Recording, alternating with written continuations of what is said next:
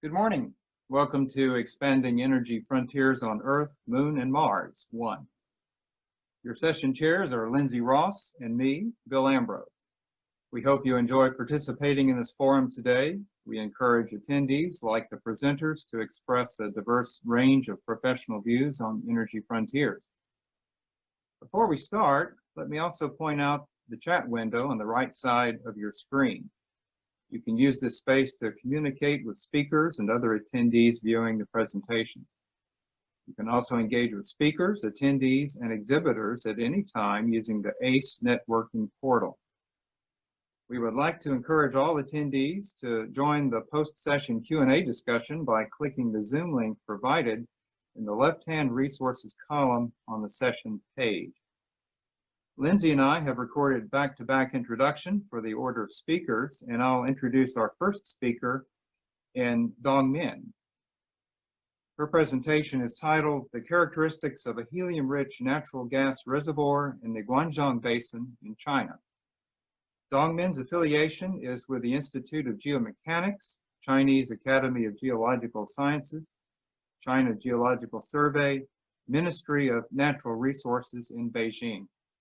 With a doctoral degree in geology from the China University of Petroleum in Beijing, she specializes in the exploration and research in unconventional shale gas energy and helium.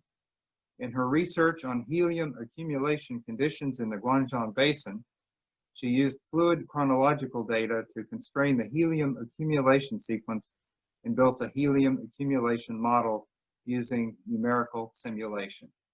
Please welcome Dong Min. The characteristic of helium-rich natural gas reservoir in the Guanzhong Basin, China. My name is Dong Min. I came from China. I work at the Institute of Geomechanics in China Academy of the Geological Science. This is my presentation. Wang, I'm going to briefly answer the following question. Why is helium so scarce and important? How can we use the integration of the technical of the experimental method in helium reduce the survey? How is helium accumulated? Why is helium so scarce and important? The physical properties of the helium. Helium is all colorless, odorless, and the toxic real gas with extremely inactive chemical properties. It's not combust and not combustion. It is melting and boiling point at the lowest among the known elements. Since helium has unequal physical and chemical properties, it is widely used in high-tech fields, such as research, aviation, and healthy care, and its applications are becoming increasingly wide. Helium has two-step isotope, helium with relative atomic mass of 3, and helium with relative atomic mass of 4. 3 helium result from beta transformation of the tritium, and the main comes from the mantle. 4 helium is typically the product of the alpha decay of the radioactive elements, uranium and oxygen, and its mainly came from the crust. Helium on Earth is mostly derived from the crust and from helium-rich natural gas. Helium in the lunar soil of a moon is 3 helium. It originates from the solar wind and is produced when its lunar soil absorbs solar radiation particles. Helium like coal, petrol, and other fuel in shortage. Once all helium reserves are used up, we will not find replaced. At present, the United States possesses 76% of world's total reserves of helium reserves. Faced with helium shortage, we must reduce amounts of extracted helium resource and improve liquid helium equipment in order to prevent evaporation of reduced helium demands. Secondly, it is necessary to increase rapid exploration of the new helium-bearing natural gas field. Develop new helium-poor type of extract helium from helium-poor natural gas. The second one, geological basic background. The Guanzhong Basin is present in this regard, since it has both abundant water helium and free-state helium-rich natural gas. This is easily utilized.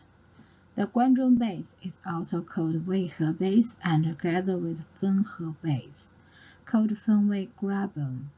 The Guanzhong Basin is geotectonic, located to the north of Qinling orogenic belt and to the south of Weihe Northern Mountain along the southern margin of the Ambrose Basin, extending east-west to Yuncheng and westwards to Baoji in Shanxi province.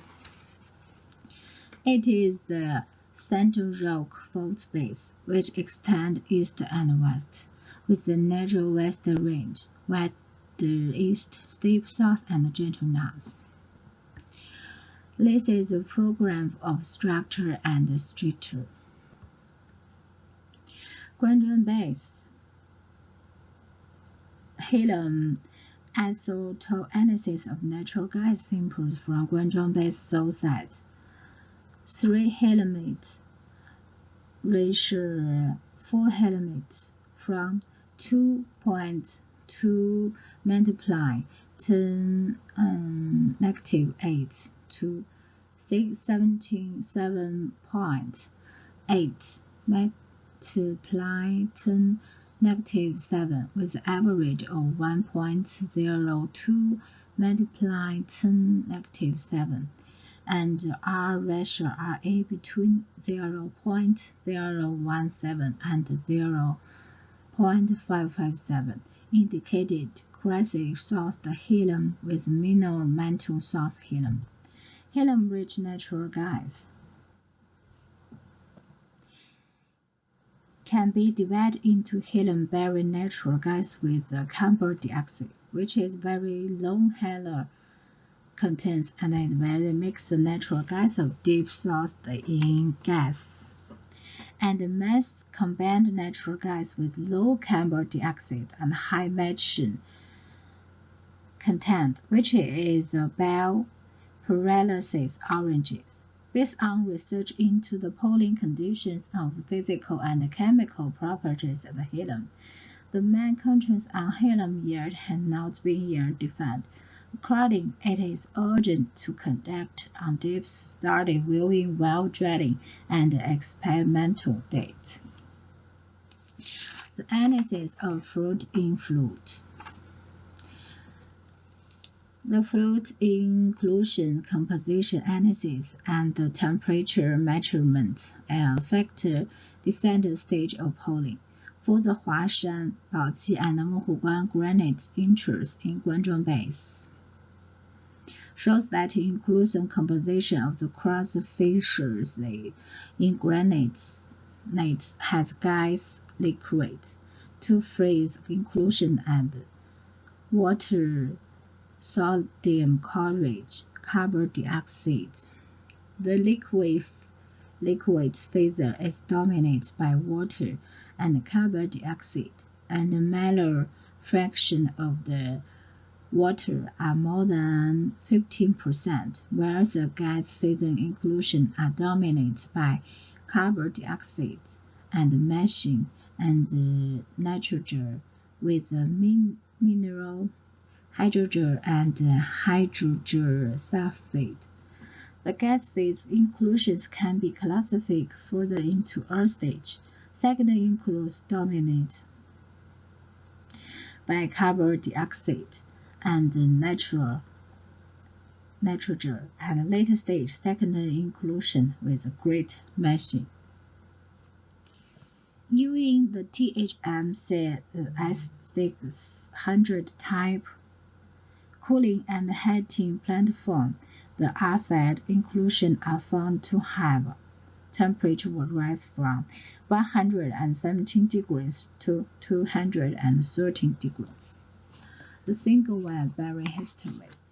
Using the temperature of the inclusion with hydrocarbon inclusion, which the helium, and taking to cross the single well bearing history based on geothermal evolution. The result that the late secondary inclusion formed in Basin to Pleasant, the formation time of later secondary inclusion in granite current veins on the source margin of the Guanzhong Basin represent the helium fading time, which coincides with the base subsides.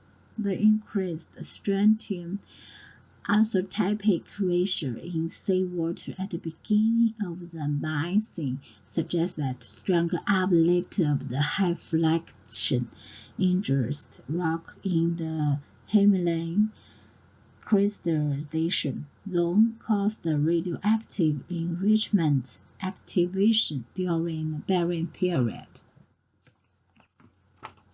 Simple collected from the area express the complaint of annealing, exciting new track product in cooling vents. During the pattern fission-track testing, our simple yield fission-track age smaller than the stringent sedimentary age of samples suggests that simple underwent technical thermal events and annual after formation. The samples in Guanzhong Basin and gave the different area in Guanzhong Basin, so the difference in uplifting and the characters. Fission-track record at 18.4 to 69 million years. The base started to fault and accept sedimentary. The chilling algenic belt expressed rapid uplift, and the base subsides and the mountain uplift were coupled than 44 to 28. The source measure of Guanzhong Basin and the chilling algenic belt were uplift again. Early stage secondary inclusion are dominated by carbon dioxide and nitrogen, whereas later stage secondary inclusion are rich in methane. Two stages of helium pooling are in different apatite fission-track test result indicates that the technical thermal activity of the Guanzhong Basin as multiple stage and rock cooling events revolved various processes, and the contrast of the fission-track age, large stage, later stage, technical is shown to be key stage for helium.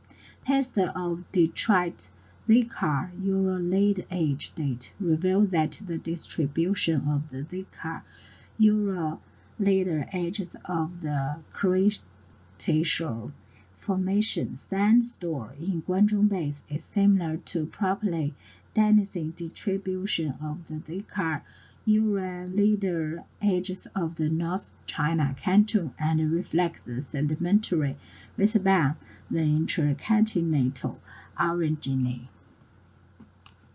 In this study, 3 measurement points on each Zika sample obtained from the Guanzhong Basin was analyzed to date and assess the structural significance of the detrital zicones. A result shows that the age spectrum of the Zika can be divided into 4 groups: 174 to 259, 281 to 503, 1617 to 1197, and 1218 to 2868 million years. Based on the age of Zika features combined with the results of the previous study, the sandstorm most likely original primer from the Qinling Organic Belt. The sedimentary age of sandstorm was Cretaceous period. The sandstorm and likely sedimentary response to the interpolate orangate bite. The last one, how is helium accumulated? The helium accumulation mode. The helium contents of air is very low, and helium therein is predominant either released from main ocean ridge, volcano, and from magma degassing and rock weathering. By contrast, a very small amount of the atmospheric helium enters into the base fluids. Helium from the ground fluids is the dominant crisis source and metal derived. A generation of helium from source rock is migrant and its accumulation in a trap from the dynamic geology process involved with time. Since helium has smaller radius and is great property for permeability than other gases, and the same proliferation conditions, the lost volume helium is large. To mitigate this loss, the continuous supply of helium is needed. Helium originates from the atmospheric helium, radioactive crust source helium, and metal source helium from mantle to grass. In the base fluid system, ultrafiltration helium entering to fluid through groundwater. In the groundwater supply area base, helium dissolved in water and with the groundwater fluid system migrate from the supply area to recharge the area. Helium that dissolved in water saturates from the free state helium before migrate to oil and natural gas reservoirs where it becomes enriched. The helium in Guanzhong Basin is typically crust-derived, even though most amount of the metal sourced gas has been obtained from the helium near deep and large faults along the southern margin of the basin. The Uranium-rich granite in Guanzhong Basin is the main source rock across the derived helium found there. The helium generated from alpha decay of the radioactive elements in crust of Earth, especially uranium and cerium, are often confined by the same feature and trap natural gas, resulting in helium-rich natural gas plume. We examined the inclusion composition of the causal fission of the uranium-rich granite mass. Samples yield laser-raman spectroscope and measure the temperature of the inclusion based on the field surface technical survey. Within this base, helium has been detected in deep of time as a compound dissolved in German geothermal water. Unlike composition helium-rich natural gas, this new type is in water. Therefore, it is crucial to consider the helium pooling character and enriched patterns in Guanzhong Basin for understanding the surface technical, deep texture, and geochemical practices. Crystal source helium is product of alpha decay of the mineral that rich in radioactive uranium and cerium. Compare analysis results of contents and radioactive intensity of radioactive elements in the Guanzhong Basin shows that granite of the Lantian entrance and Mohuguan entrance have high radioactive elements contents and radioactive intensity and are the main source rocks of crossless helium of the region. The upper co-mature source rocks of the Guanzhong Basin provide the mature basins for the helium-carrying gas reservoirs. Thank you for your attention. Your kind comments are precious.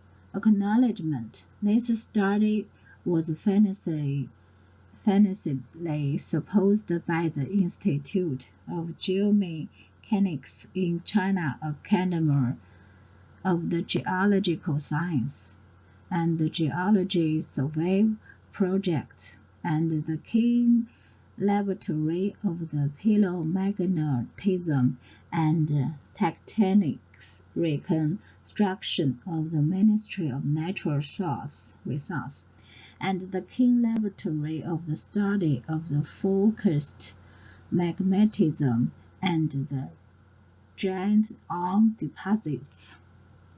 That's all. Thank you. I'm pleased to introduce our next speaker in David Seneshen with Surface Geochemical Exploration Surveys for Helium and Uranium Deposits.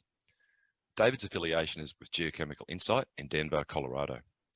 In this presentation, David highlights how surface geochemical tools can be used to explore for both uranium and helium using alpha decay products, and how surface geochemical tools for collecting and analyzing these alpha decay products help to find uranium and helium deposits through exploration case studies in the USA and Canada.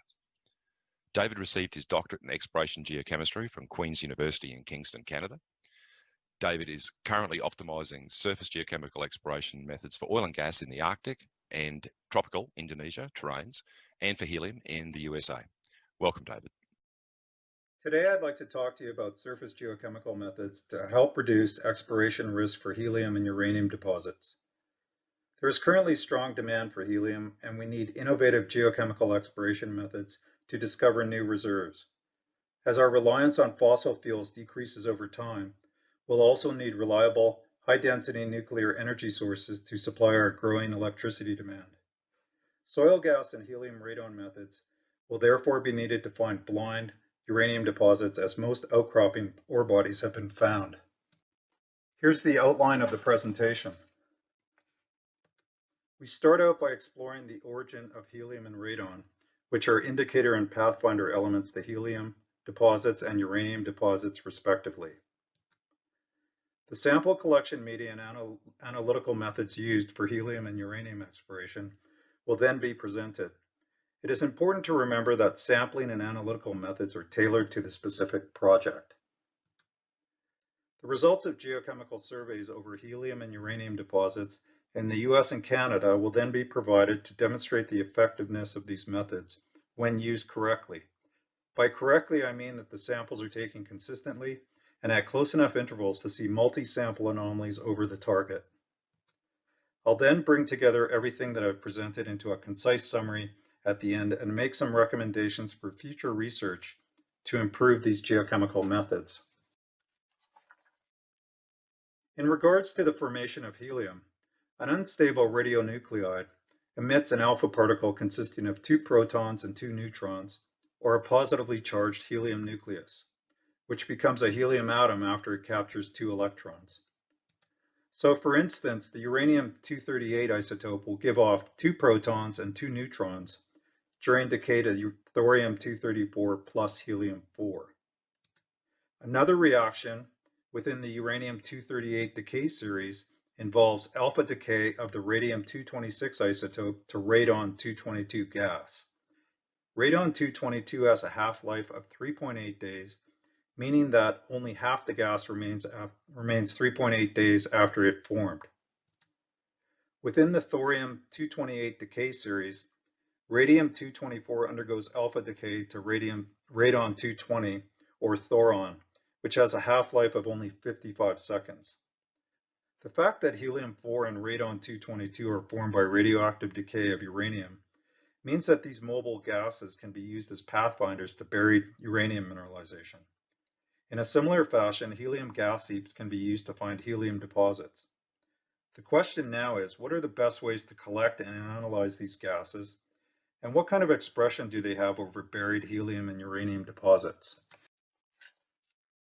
Active pore gas samples can be collected by pulling gas from a geoprobe post-run tubing system with a syringe and filling pre-evacuated Tedlar bags or glass vials. The geoprobe sampling method allows for consistent gas collection from depths ranging from 3 to 20 feet. I'm still experimenting with various sample depths over known helium reservoirs to find which depth provides the best contrast between anomalous and background helium concentrations. Passive gas collection methods involve leaving a track etch cup buried 6 inches in the soil for 1 week. The radon alpha particles form fission tracks on cellulose nitrate or polycarbonate films that are then counted under a low-power microscope and converted to radon concentration in picocuries per liter. This method worked well in a radon survey we did in Dolores Canyon, Colorado, looking for roll-front uranium deposits in the salt wash member of the Morrison Formation. Lake bottom sediments are collected from a boat or helicopter pontoon using various gravity and direct push coring devices. The samples are analyzed for radon on site because of its relatively short half-life. The lake sediments are also analyzed for indicator and pathfinder elements to help in the search for buried uranium deposits. An indicator element refers to the commodity being explored for. So uranium would be an indicator element for uranium deposits, whereas a pathfinder to the uranium mineralization could be radon. Surface springs and ponds and groundwater from domestic and stock wells can be sampled for dissolved helium and radon analysis. The photograph in the far lower right shows how surface spring water is collected using the copper tube method to measure dissolved helium concentrations. The portable Agilent helium detector utilizes an ion pump technology to measure helium concentrations as low as 2 parts per million above ambient levels of 5.2 parts per million. It can be used to sniff the headspace of oil and gas and water wells and springs for helium, but it is not sensitive enough for reliable soil gas helium analysis in the field. A more sensitive portable instrument is the Mini Rudy quadrupole mass spectrometer developed by the Swiss Federal Institute of Aquatic Science and Technology. It measures the concentrations of neon, argon, krypton, methane, carbon dioxide, oxygen, and nitrogen in soil gas with an analytical uncertainty of 1 to 3%. I am currently evaluating this instrument for on-site analysis of soil gas samples in the US. The Mini Rudy must be used in a temperature-controlled environment like an air-conditioned trailer for optimal results. The portable Pylon alpha scintillometer can be used in the field to measure radon-222 and thoron, which is radon-220 concentrations, which have a relatively short half-life. The soil gas is injected into the scintillation cell and radon alpha particles bombard a zinc silver sulfide coating on the inside of the cell, giving off photons of light. The photon detector in the monitor converts the photons to an electric pulse, and based on the number of counts over a period of time, the radon and thoron concentrations in the gas sample can be determined. Each cell is counted for 10 minutes to remove the effect of thoron on the results, which has a short half-life of only 55 seconds. The photograph shows us measuring radon concentrations in 15-foot deep soil gas samples taken with a geoprobe drill over a roll-front uranium property near Cheyenne, Wyoming. The photo on the right shows how we measure radon concentrations in lake bottom sediments by forcing air up through the sediment with an aquarium bubbler, and then channeling that air into a scintillation cell for counting photons over time that are converted to radon concentrations in picocuries per liter. The Radolec ePerm radon flux monitor consists of a positively charged Teflon disc or electret with a 750 volt potential, which is housed in an electrically conductive plastic holder or radon flux monitor. When radon and its daughter products decay in the flux monitor, the alpha particles create negatively charged ions in the air that drop the voltage across the positively charged electret. The radon concentration is directly related to this voltage drop over a given area and known time. The radon flux measurements are given in becquerels per square meter per hour. This method, which involves leaving the flux monitors on the ground for 6 hours and then reading voltage drops on electrodes to get radon concentrations, is superior to track etch type collectors as radon results can be obtained in the field rather than having to send the track etch cups out to a laboratory for 2 weeks for counting fission tracks and converting those to radon concentrations.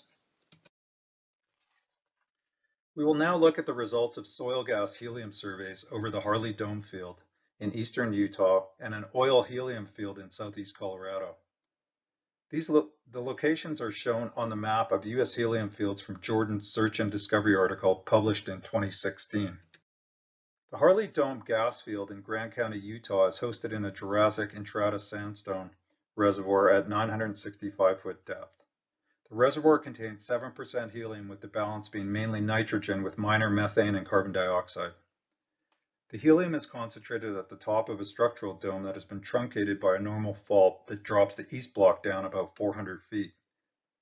Three 3-foot deep soil gas samples were collected at 150-meter intervals on a 1.5 square mile grid over the faulted dome and also along a road to the east and northeast of the dome. The soil gas samples were analyzed for helium by Geofrontiers on their mass spectrometer. As you can see from the bubble plot, most of the outlier and extreme helium concentrations are found near the productive wells at the top of the dome, whereas other anomalies to the west and southwest along canyons may be related to helium leaking up northeast trending faults.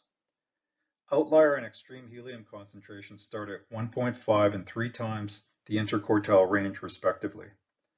There can be no other explanation for the high contrast helium anomalies other than helium is leaking from the reservoir itself. The Precambrian basement source rock for the helium is located only 1,000 feet below the Entrada reservoir. The small helium and oil field in southeast Colorado is hosted by a V5 Pennsylvanian Moro sandstone. The reservoir contains 3.26% helium, with the balance being 2/3 nitrogen and 1/3 hydrocarbons, based on the analysis of gas from the shut-in well shown. We collected soil gas from 12-foot depth using a geoprobe direct push drill at 200-meter intervals over about 1.5 square miles. Extreme and outlier helium concentrations are observed in soil gas near the shut-in oil well and also to the west and southeast of the well.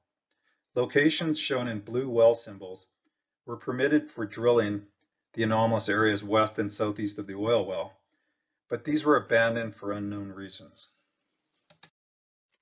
12-foot deep soil gas samples were collected at 10 to 50-meter intervals along a 600-meter long line over the 200-meter deep Lance Roll-Front uranium mineralization in Goshen County, Wyoming. Hydrogen and ethane anomalies are evident directly over the surface projection of the mineralization, but the radon and helium anomalies are found down gradient of the mineralization. The seeping hydrogen and ethane could be the reductant that caused precipitation of uranium from eastward moving oxidized solutions.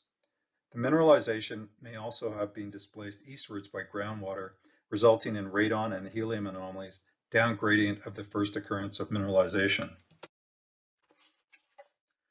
Reimer and others used a portable mass spectrometer developed at the USGS back in the 70s to measure low-level helium concentrations over and down gradient of roll-front uranium mineralization in Weld County, Colorado. The highest soil gas helium concentrations are 100 to 1,000 meters down gradient of the buried mineralization, suggesting lateral displacement of the mineralization by groundwater. Note that the contour interval for helium is 10 parts per billion, which represents an incredible sensitivity for their mass spectrometer built in the 70s. Their best helium anomaly is only 50 parts per billion above an ambient concentration of 5,240 parts per billion. Radon and trace elements were determined in lake bottom sediments over and adjacent to the subaqueous subcropping O2 Next uranium deposit at the southern end of Wollaston Lake in the Athabasca Basin in northern Saskatchewan, Canada. Radon and uranium concentrations are anomalous in lake bottom sediments at the southern terminus of the ore body and also to the west of the ore body shown in pink. One outlier sample, shown as a green star, had very high radon and trace metal concentrations, possibly because the actual subcropping ore body was sampled with the lake sediment coring device. Samples collected over an unmineralized area north of the O2 Next deposit had background radon and uranium concentrations. This technology, based on the O2 Next orientation survey, was used to explore other parts of Wollaston Lake for subaqueous uranium deposits. Radon flux was measured over outcropping caliche-hosted uranium mineralization and thick overburden areas in southern Argentina using the radon flux monitor presented earlier. Overburden in the survey area ranges from 0 to 200 meters in thickness. The radon flux monitors were placed on the ground for 6 hours at 50 to 100 meter intervals. Most of the radon anomalies are clustered in areas of outcropping mineralization outlined in blue, but there are also anomalies over thicker overburden that may reflect buried uranium mineralization. Anomalous uranium concentrations in soil samples are mainly confined to the outcropping and subcropping mineralization itself, without many anomalies over thicker overburden areas. This shows that radon gas can ascend to surface easier than uranium itself. And now to sum up what I presented so far. Helium and radon are produced through alpha decay of uranium-238 and radium, respectively. Helium and radon are mobile gases, and they are therefore good indicator and Pathfinder elements for finding deeply buried uranium deposits, as gas can move through overburden faster than dissolved metals can. Helium is also a very good indicator element for helium deposits. Sample media and analytical methods are tailored to the project area. For example, radon concentrations were measured in lake bottom sediments in Saskatchewan as we were exploring for uranium deposits underwater there. In the remote San Jorge Basin of southern Argentina, we used the radon flux monitors to get real-time radon analyses in this remote area. In arid Utah and Colorado, both shallow and deep soil gas samples were effective for identifying 965 and 5,000 foot deep helium deposits. We see both helium and radon anomalies over uranium deposits as seen in the Lance Orientation Survey in southeast Wyoming, and we see helium anomalies over helium deposits as seen over the Harley Dome field. It would be interesting to know if there are also soil gas radon anomalies over helium deposits, as both elements are derived through alpha decay within the uranium-238 decay series. Future research should include testing for radon anomalies over helium deposits, evaluating anomaly contrast with sample depth, and surveys should also be repeated in different seasons to test their reproducibility. Thank you for listening, and I'd be happy to answer any questions you may have.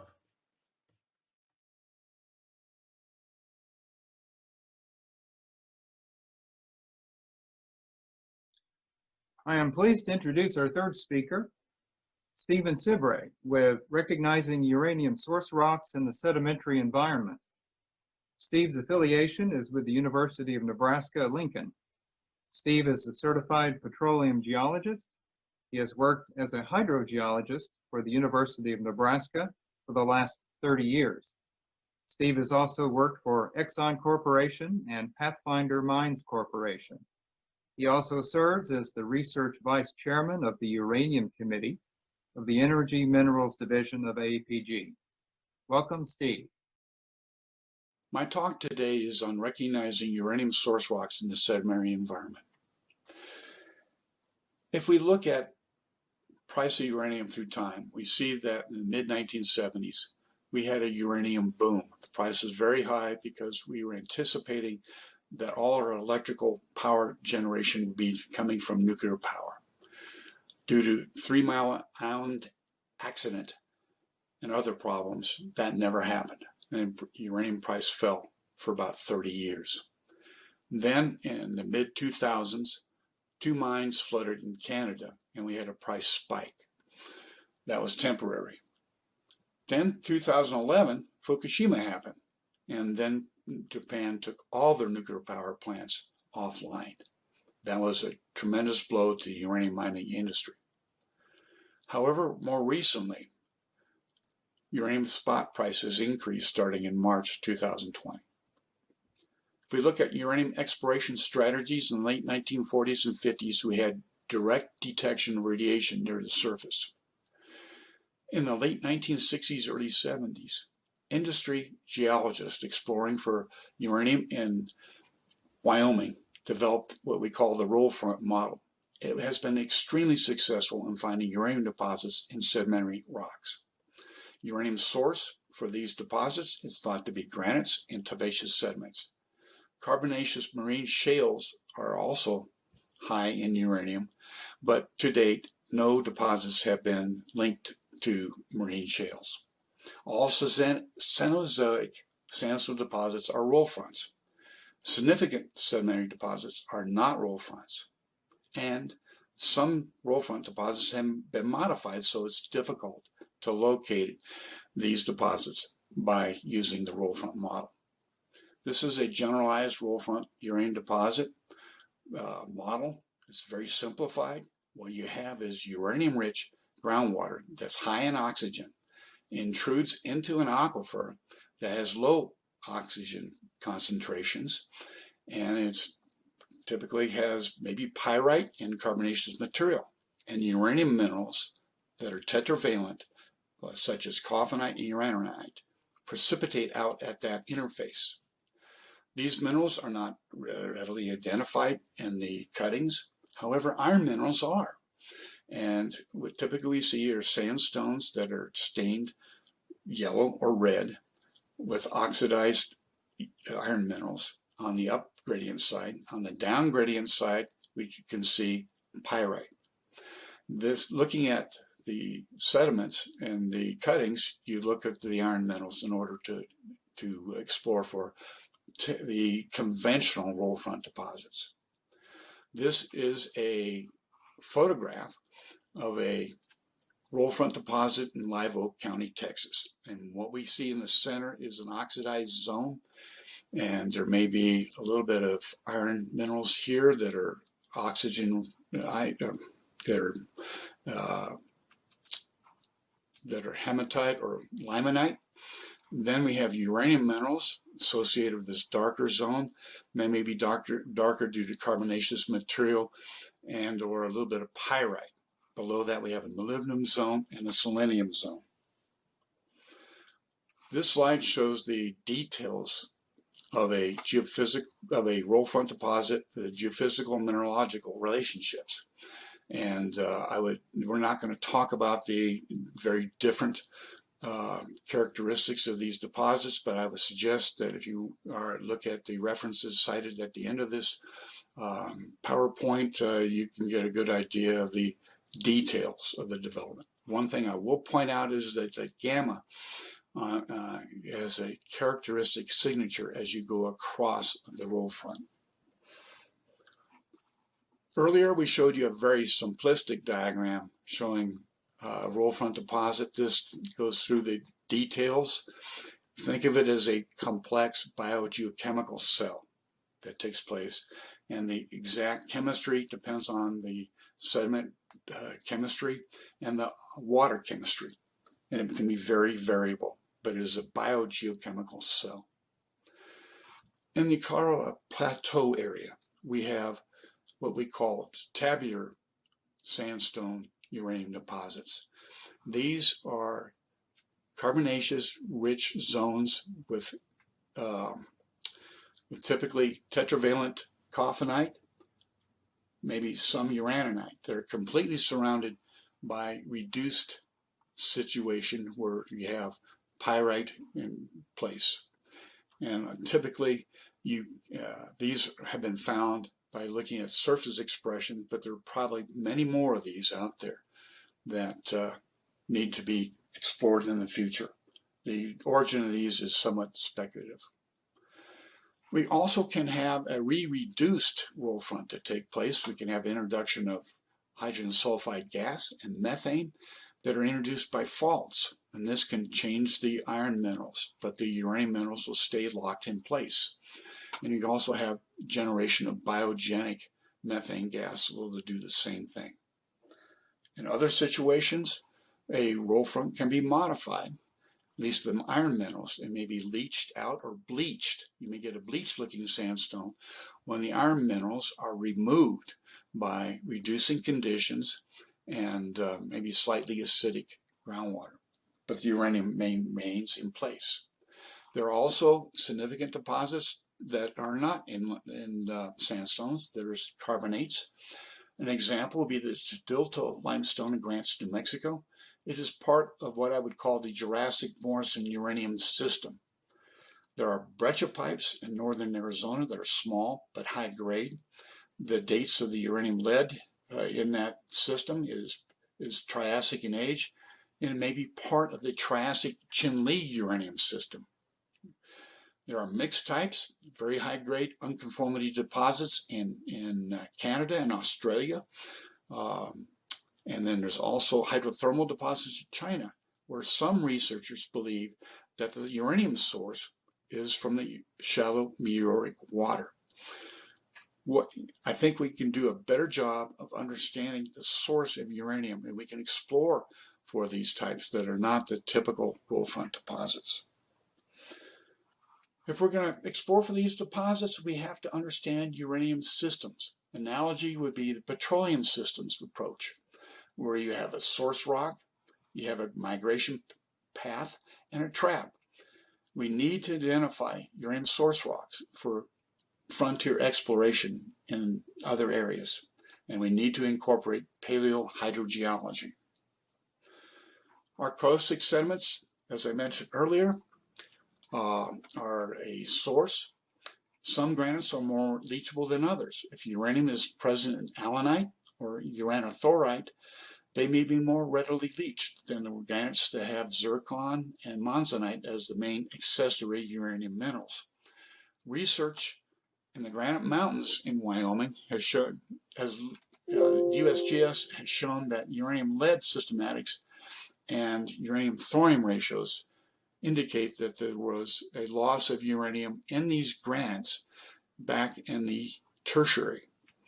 There are potential granite sources in, of course, I mentioned Wyoming, but also Colorado Plateau, but not Texas. In Australia, there are Paleo Valley roll-front deposits and calcrete, which is a totally different type of deposit, that are sourced from granites. Tufaceous sediments, we're looking at volcanic glass, and typically if you weather it, the glass becomes hydrated and you turn it into clay. You release silica and you release hexavalent uranium in solution if the environment is oxygen rich. Volcanic clastics as a uranium source, they are thought to be important in Wyoming, Colorado Plateau, and Texas. Rhyolitic glass is high in uranium and easily leached.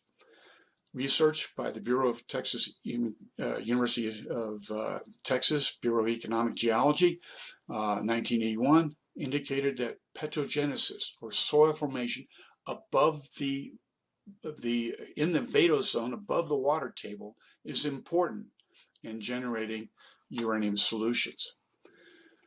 Bob Zielinski with the USGS, published in 1983, looked at White River Group sediments and decided that high thorium-uranium ratios indicate leaching of uranium out of these.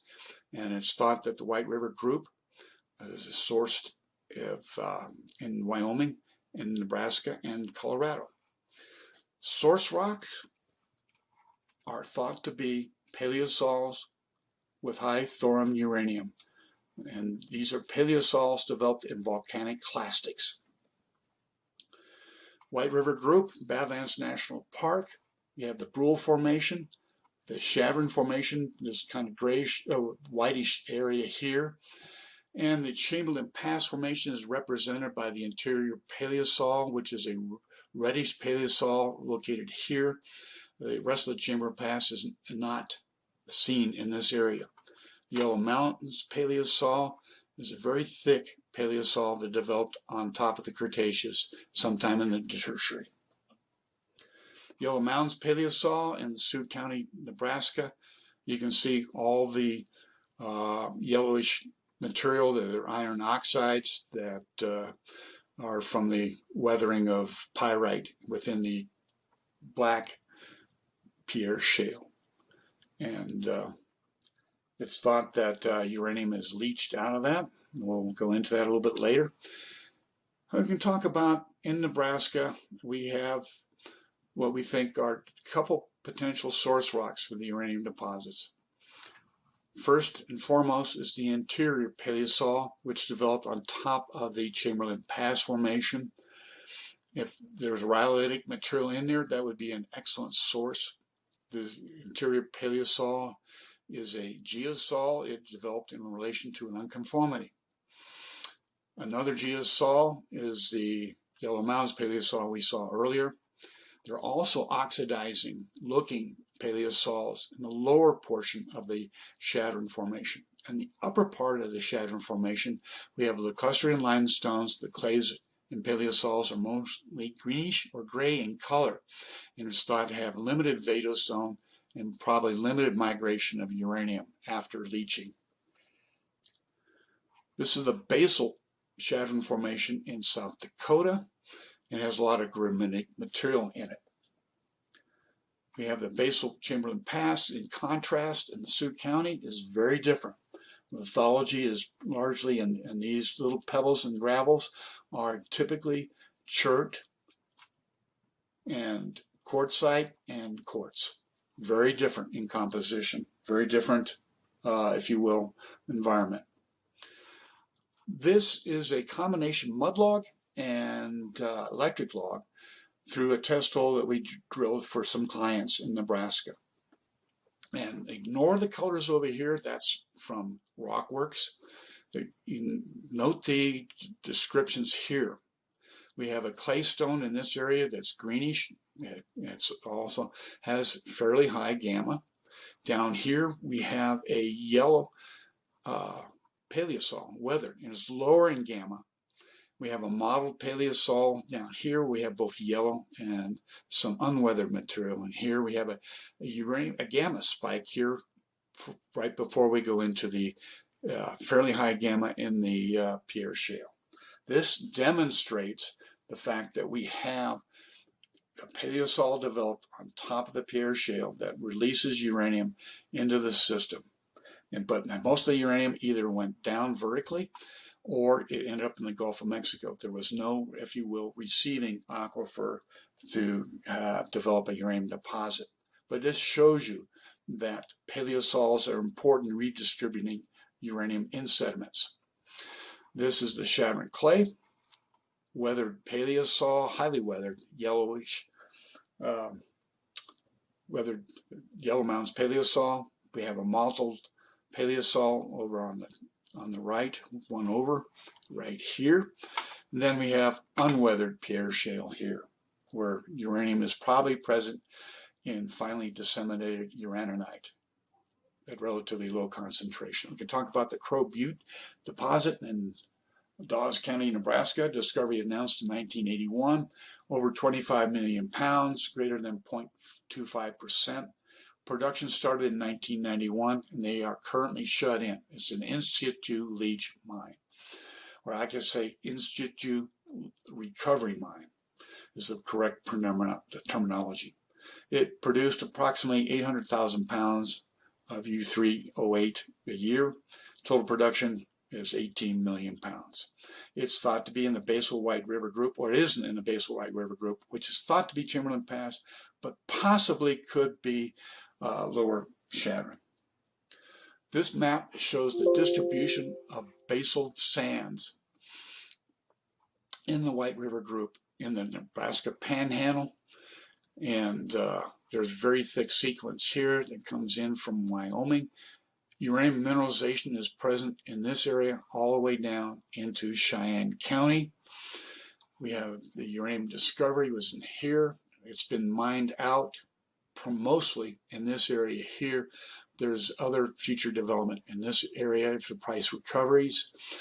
What we have here is a area that is 6 miles long and about a quarter mile wide that's been developed in typical roll front.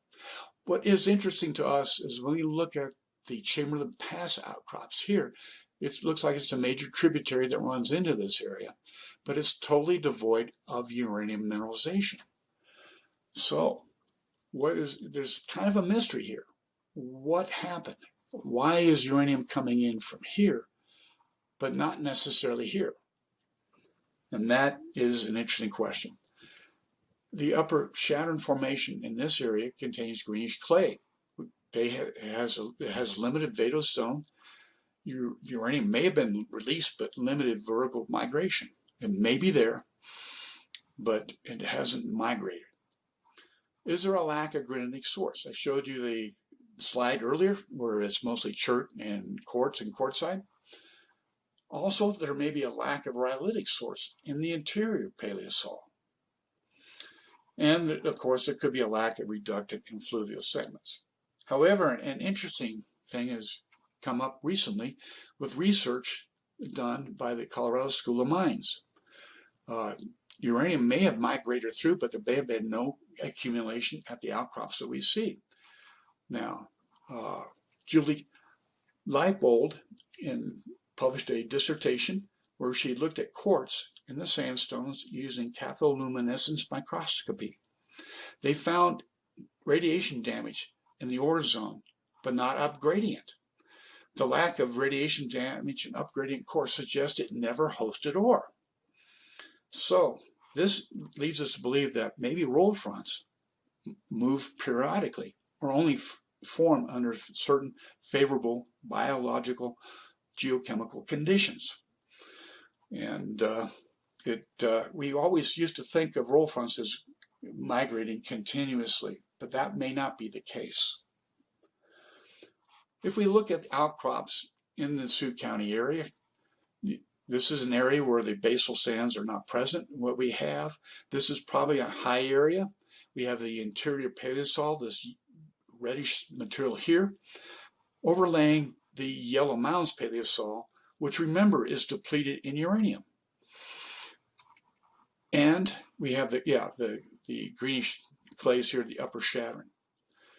The lower shattering is not present.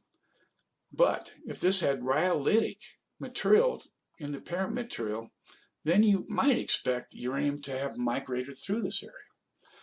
Maybe the interior Paleosol and the Chamberlain Pass Formation is older than the White River Group, and maybe there's no volcanic clastics in it. We really don't know the answer to this. This is further to the east, not too far from here, a couple miles to the east. We have the Weta Paleosol, which is the equivalent to the interior Paleosol. It's a hydromorphic. It shows both oxidizing and reducing conditions. And we have this is that white Chamberlain Pass sandstone. And on top of that, we have a clay plug that formed in a abandoned meander loop in the Chamberlain Pass area, deposition. And this material is thought to be derived from the Black Hills, possibly from the Spearfish Formation. This is the base of that outcrop in a certain area that has, this looks like carbonaceous material, but it's not. What it is manganese oxides. Manganese is mobile under reducing conditions, and it precipitates out on oxidizing conditions, exact opposite of uranium. Down here, we have weathered Pierre Shale, a little bit of Yellow Mounds Paleosol, and in this area. What we see on those two slides, over to the west, we had bentonitic mudstone. We have the interior Paleosol developed on top of the Yellow Mounds Paleosol.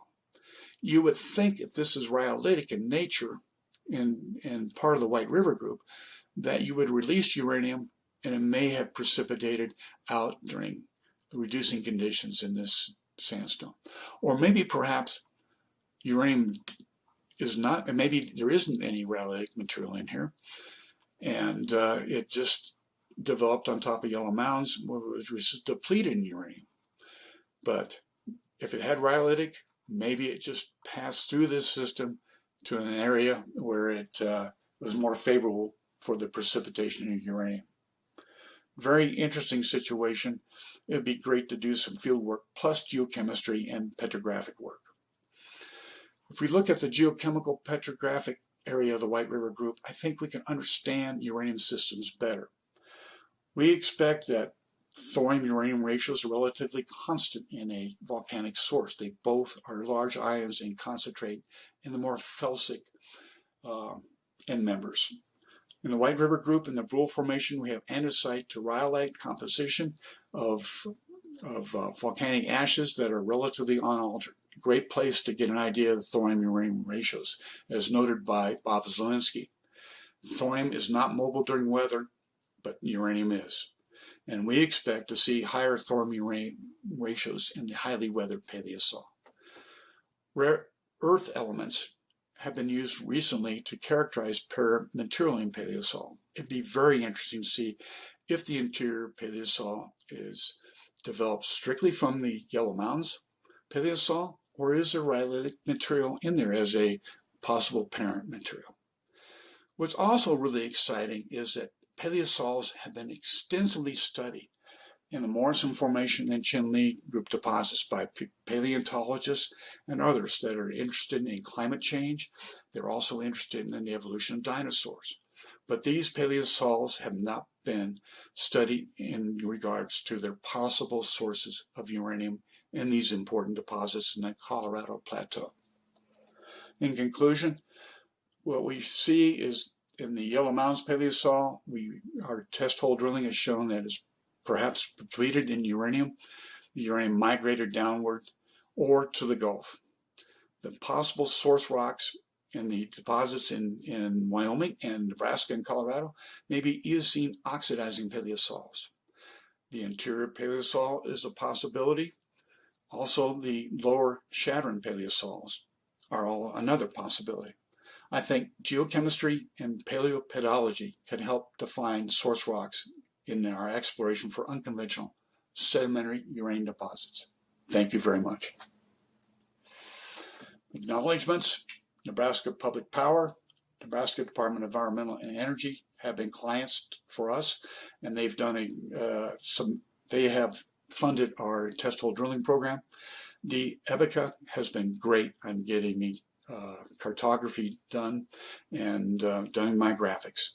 I also like to recognize the editors of the I2M web portal. Thank you very much. I'm pleased to introduce our final speaker for this session in Sheila Gerardo with coal fly ash characterization for rare earth elements recovery. Sheila's affiliation is with the University of Texas at Austin. Sheila's presentation focuses on the characterization and recovery of rare earth elements from coal fly ash and a novel method for significantly increased recovery of these elements. Sheila has a bachelor's degree in petroleum engineering from the University of Oklahoma and a Master of Science from the University of Texas at Austin. Welcome, Sheila. Hi, my name is Sheila Gerardo, and I am a second-year master's student under Dr. Zhang's research group at the University of Texas at Austin. And I'm really excited to be here at ACE this year to share a little bit about my research, which focuses on coal fly ash characterization for rare earth elements recovery. There are three key takeaways from my presentation today. First, I'll be talking about rare earth elements resources and how they are critical for several high-end industries, as well as the need for the United States to develop domestic supplies to meet the growing demands for these materials. Second, I'll be talking about how coal fly ash could be repurposed to explore rare earth elements out of it, as well as help meet the growing demands, as I just mentioned. And third, I'll be describing how we could use microfluidics and develop microfluidic devices that would allow us to develop a very fundamental understanding of how to explore rare earth elements out of coal fly ash in a way that we could ultimately upscale and make it an efficient and economically feasible project.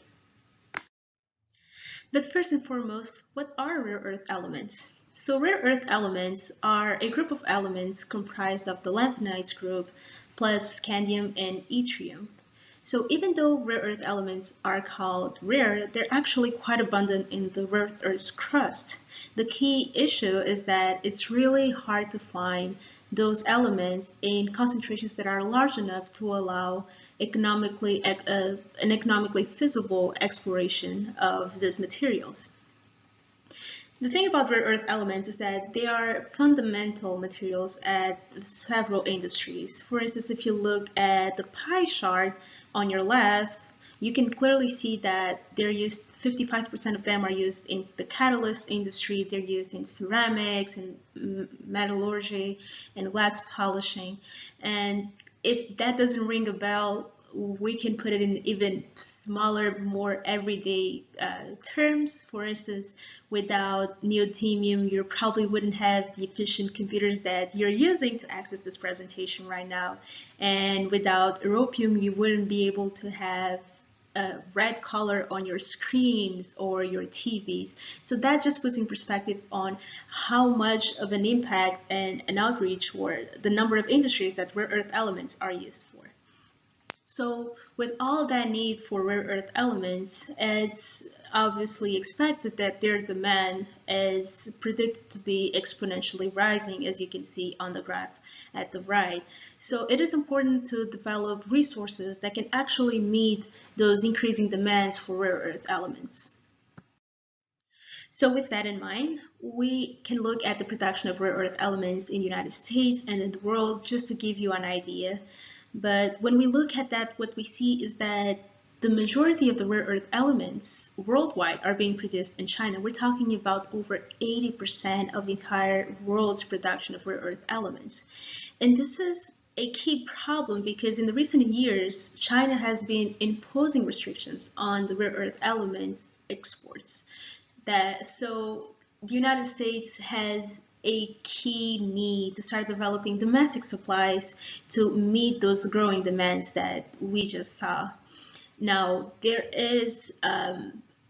are mines undergoing or already, in work, such as the Mountain Pass mine in California, but the United States in 2019 still imported over $170 million worth of rare earth elements. So there is definitely still a need to look at secondary resources that we could tap into to meet those demands. A potential rare earth elements resource that has been in study to meet some of those growing demands is coal fly ash. So coal fly ash is a powder-like substance that is comprised of this very tiny couple of microns all the way to a couple of hundreds of microns glass spherules, and they are generated as a coal combustion byproduct. So as you burn your coal, you get this very tiny particulates that are pulverized and fly up the combustion chamber. Now, the key thing why we're looking at coal fly ash specifically is that coal itself already shows some rare earth elements potential, but when you burn your coal, what you actually have is an enriched material that is left because you're burning all the organic compounds. So what you're truly left is with those heavy metals, which includes the rare earth elements. Besides the high rare earth elements concentrations, reutilizing coal fly ash for rare earth elements also presents other key benefits. One, coal fly ash is quite abundant and underused. The United States in recent years has produced about 40 million tons of fly ash, but only half of that has been reutilized. So we have this massive stockpile of material that we could be repurposing for RE's recovery. Second, coal fly ash procurement and exploration doesn't have the same environmental impact as heavy mining. For instance, when you look at rare earth elements exploration from traditional ore deposits, one of the largest ore deposit mines has a waste pond that is the size of 3 New York City Central Parks. So this is a significant environmental footprint that we could avoid by tapping into coal fly ash instead.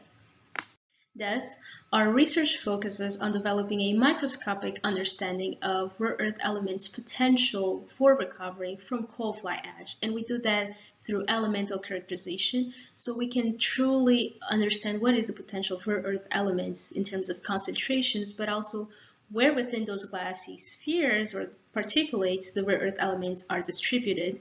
And second, we develop a microfluidic device that allows the direct visualization of the reaction kinetics so we can develop an efficient way of tapping and exploring the rare earth elements out of the coal fly ash. So for this research, we're focusing on 3 different coal fly ash samples from 3 different basins. So we're looking at a fly ash sample from the Illinois Basin, which comes from a subbituminous coal. We're looking at a sample from the Green River Basin, which is lignite coal. And we're looking at a sample from Powder River Basin, which is subbituminous coal. Our characterization was made into two steps. First, we used the raw fly ash material and we completely dissolved it so we can actually analyze it using inductively coupled plasma mass spectrometry. And what that tells us is the total rare earth elements concentration within our samples, which is fundamental so we can actually backtrack and see if this would be a significant concentration and a path worth pursuing per se. We also looked at the scanning electron microscopy equipped with energy dispersive X-ray spectroscopy, and what we use that for is to develop a spatial understanding of the elemental composition of our fly ash on its surface, because we really need to understand where within the coal fly ash samples where earth elements are located. This is how we can leverage that information to actually develop an efficient form of exploring them out. Now, given that our fly ash samples are tiny micron scale spheres, are full spheres, we needed to actually expose their inside so we can also conduct a full spatial characterization of our elemental composition. So what we did is that we fused our raw fly ash material into a solid material, and then we ion milled so we could actually expose the interior of our fly ash. And after exposing that interior, we used SEM EDS to actually develop spatial elemental mapping of different components present within our coal fly ash samples. So our ICP-MS results indicate that all three coal fly ash samples show significant concentrations of rare earth elements. So the Illinois Basin sample presented about 700 parts per million of rare earth elements in total. The Green River Basin showed about a little over 500 parts per million of total rare earth elements, and the Powder River Basin showed about 420 parts per million in total of rare earth elements.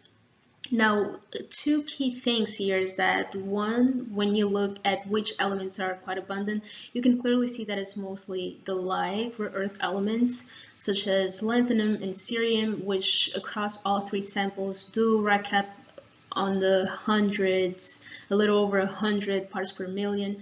But you can also see that you have significant concentrations of a couple of other critical rare earth elements, such as yttrium, that gets close to almost 100 in the Illinois Basin, and neodymium, which is even over 100 parts per million in the Illinois Basin. So that is very promising concentrations for rare earth elements, especially for those critical rare earth elements. In terms of spatial characterization, what we observed is that our coal fly ash samples across all three basins are mostly comprised of these aluminosilicate glassy spheres. So what you actually see in the EDS spectra is that mostly aluminum, silica, oxygen, and a couple of other metal oxides are the things that truly pop up. So that tells you that the main matrix of our material that we're working with, it's those aluminosilicate spherules, and there's very little to no signal of rare earth elements at the surface.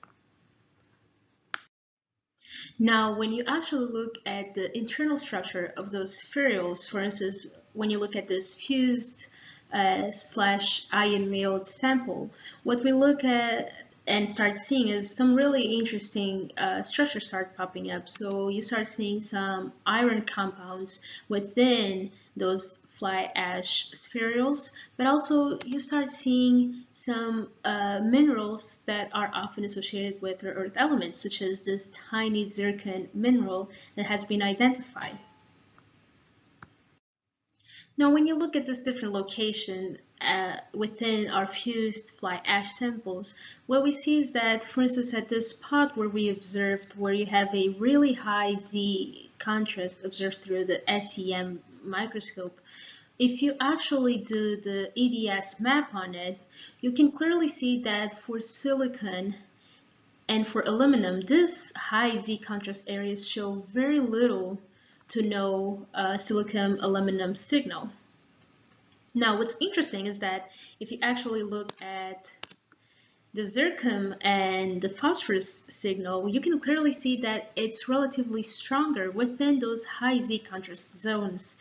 So then we looked at the rare earth element signals, and you can see that, for instance, neodymium, cerium, even lanthanum and yttrium actually showed a also stronger signal within those high Z contrast zones. So what that tells us is that our rare earth elements, which, as we expected based on previous literature on this, they're actually associated with phosphates and other critical minerals that bear rare earth elements, and they often tend to accumulate and get encapsulated within those glassy spheres. And that is very fundamental and very important, given that that tells us that leaching the surface of our fly ash will just not be enough to actually recover the rare earth elements. So it is really fundamental that we look at this solution to explore rare earth elements out of this material. Now, to be able to study how we can recover the rare earth elements that are embedded within our glass spheres, we developed a microfluidic device that is capable of looking into microscopic level phenomena that occurs during the coal fly ash dissolution. There are a couple of key things about the device that we developed.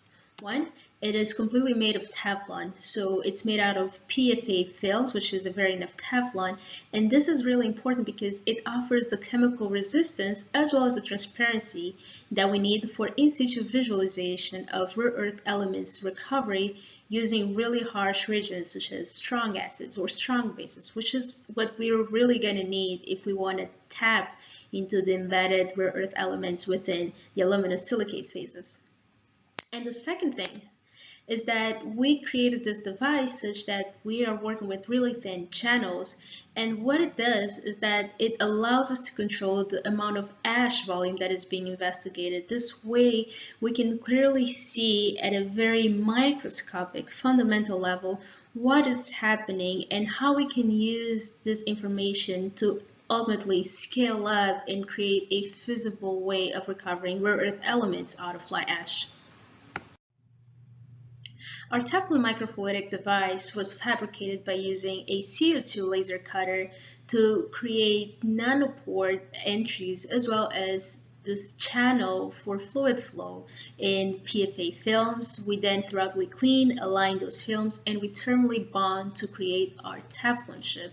The flow channel that we created is usually 20 millimeter in length, and the width of the channel can be 2 millimeters, and we've done as small as 100 microns width, and the thickness of the channel is 120 microns, and we can make it as small as 40 microns. The coal fly ash within our Teflon chip can be arranged in two ways. One, we can look at individual particles, and we do that by placing one glassy sphere inside our micro channel, and then we have the Teflon top layer put on top and bonded. So for instance, as you can see in this image, we deposited a very tiny, about 20 micron sized glassy sphere, and we can use that to truly delineate the recovery mechanism for rare earth elements that happen during the dissolution. Another coal fly ash arrangement that you can do within the microfluidic device is a bead pack. So instead of having one individual particle, you can create a sort of porous medium reactive cell by injecting your coal fly ash and tapering your channel such that your small particulates actually get retained within the channel. And that could mimic the dissolution process that you would observe at large scale, but it still gives you the opportunity of looking at a micro scale, what are the recovery processes and the reaction kinetics that are happening. The key conclusions from this project so far are that, one, coal fly ash shows significant potential for rare earth elements recovery, given that their total RA concentration ranged from 400 parts per million all the way to 700 parts per million. Second, we've seen that the rare earth elements are primarily found within the glassy aluminosilicate phases, and this is key given that it shows us that just leaching the coal fly ash would not be enough to truly tap into the potential for rare earth elements encapsulated within the glass spheres. And third, we can use microfluidic Teflon chips to directly visualize reaction kinetics and mechanisms that will be occurring, since we need to use the solution and harsh reagents to really break down those aluminosilicates and explore the rare earth elements out of coal fly ash samples. Our future work within this project will focus on 1. Delineating the dissolution rates, reaction mechanisms that occur using our Teflon microfluidic device. 2nd, we'll be developing an efficient rare earth elements recovery workflow, and that will be based on optimizing the process of exploring the rare earth elements out of coal fly ash using our microfluidic device. And 3rd, we will be developing a full recovery plan based on this fundamental understanding on how we can efficiently recover rare earth elements out of fly ash. And ultimately, we hope that that would enable U.S. domestic production of rare earth elements from coal fly ash. This research wouldn't be possible without the guidance and support of my advisor, Professor Zhang, as well as members of Zhang Research Group, who include Arthur Devlichin and Shunxiang Xia. This research was also made possible through our collaborators, Professor Donald DePaulo at UC Berkeley and Dr. Stacy Louie at UT Austin, as well as through the support of UT Austin Energy Institute. Now, if you have any questions, I'll be happy to answer during the Q&A session at the end.